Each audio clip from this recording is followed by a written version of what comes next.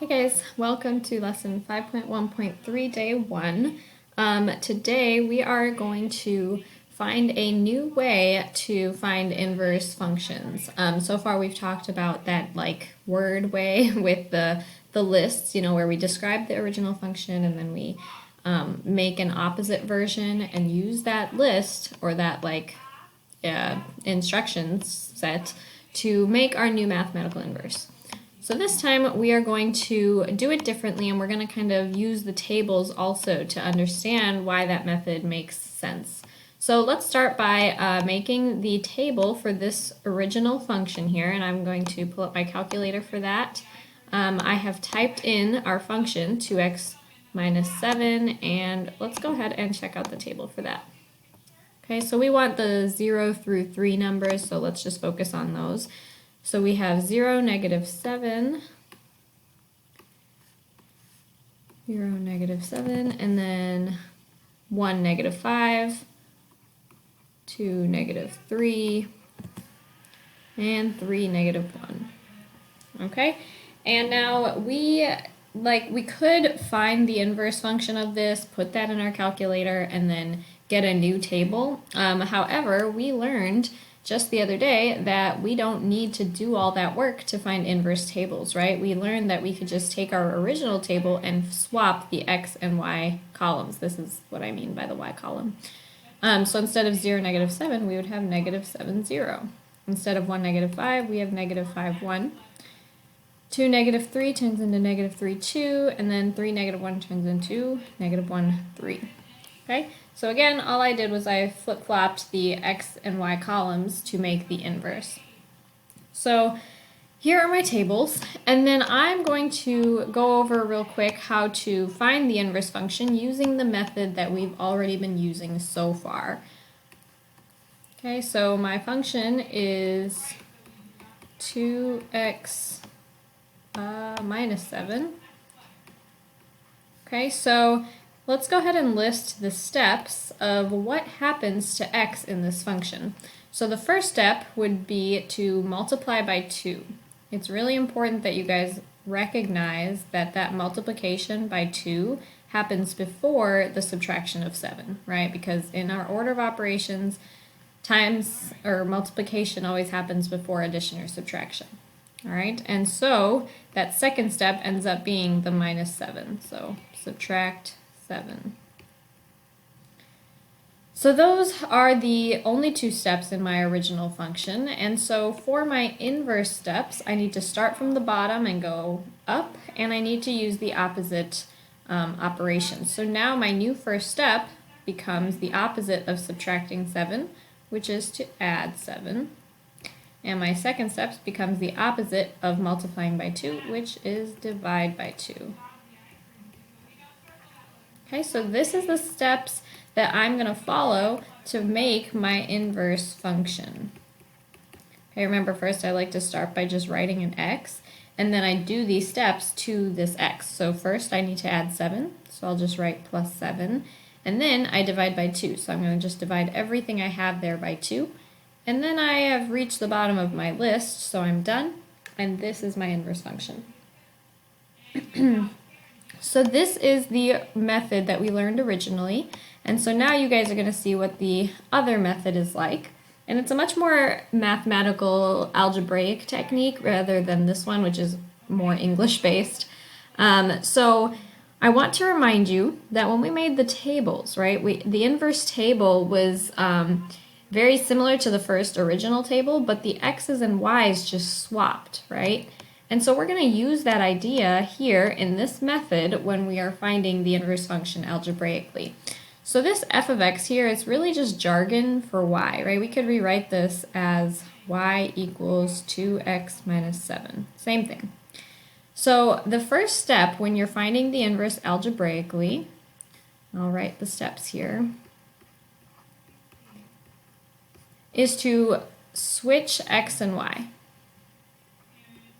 So we are literally going to flip-flop them. So I will take my y and put it where my x is. I'll take my x and put it where my y is. So when I rewrite it, I will say x equals 2y minus 7. Okay, that is my first step. All I did was I switched these two variables. And it makes sense because in the table, we just flip-flopped x and y's, so that's why this makes sense. Okay, so my next step then is to solve for y. Notice how originally my equation was y equals, right? So we have to get this back into y equals form after we switched the x and y. So we're gonna put that step 2 is to solve for y, and what I mean by that is to get y by itself. So we need to start moving things away from y to the other side, just as if we were solving an equation for x, right? And we have done solving for y stuff before last semester, so hopefully you can remember that. So the first thing we want to do is go ahead and move this 7 away. The 2 is kind of smashed with the y. We can't get rid of it until we get rid of this 7. So let's go ahead and add 7 to both sides. The reason I added was because it's currently negative in the original, and you got to do the opposite, right? So on the left we have x plus 7, and on the right the 7's canceled, so we just have 2y. All right, and now we have one more thing to do, and that is to divide both sides by 2 so we can get rid of this 2 from this right side. That will finally make it so that y is by itself. Okay, so I have finished finding my y by itself, and so my inverse equation, or my inverse function, is x plus 7 over 2.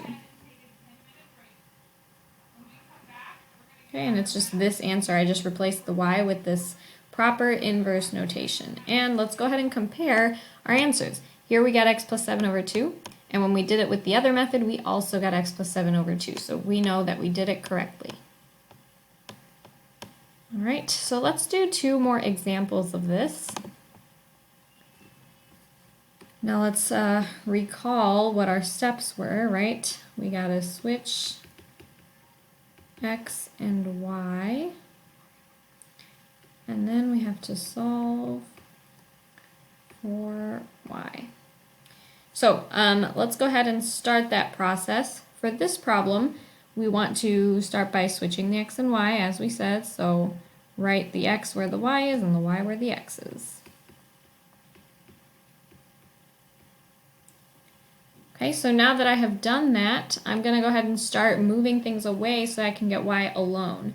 Right now, y is stuck in this parentheses with this -1, and it's all being cubed, so we can't do anything here. But we can move this 2 away because that's completely external from all that. So let's divide by it, since right now it's being multiplied. Remember, we have to do opposite operations. So on the left side, I end up with x over 2. And on the right side, I end up with y minus 1 cubed because those 2's canceled. All right, so now let's go ahead and take care of the next step. Now, right now, y minus 1 is trapped in these parentheses because it's all being cubed. So before we can do anything about this 1, we have to get rid of this cube. The opposite of cubing is cube rooting. That's kind of ugly. All right, so this is a cube root. When we do that to this side, it automatically cancels out that cube. So what we do to the right side, we have to do to the left. So on the left, that tells us we have a cube root of x over 2. And on the right, we have a y minus 1.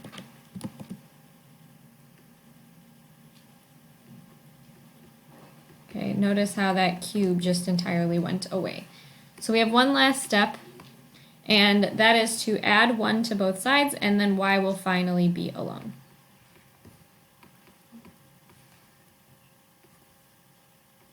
So my final answer for my inverse is this cube root of x over 2 plus 1. Make sure you notice how the plus 1 is outside of this cube root. Do not accidentally put it inside. That would be something completely different. So now that I've gotten y by itself, I can say that my inverse function is all of this stuff on the left side. So the cube root of x over 2 plus 1.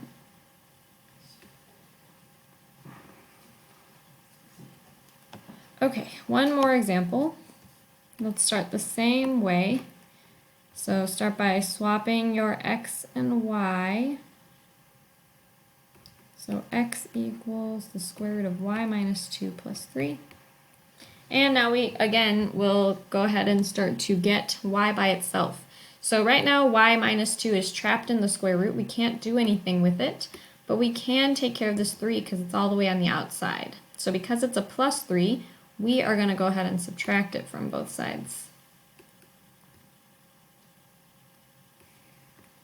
So we get x minus 3 on the left, and then on the right, these are gone, so we just have the square root of y minus 2. So now, we want to move that 2 away, but it's stuck in the square root with that y, so we need to start by getting rid of the square root. The opposite of square root is to square, so we're going to go ahead and square both sides. So on the left, we end up with x minus 3 squared. And on the right, squaring the square root got rid of the square root, so I'm just ending up with y minus 2. And then I have my final step, which is to add 2 to both sides, because we want to move this minus 2 away from the y.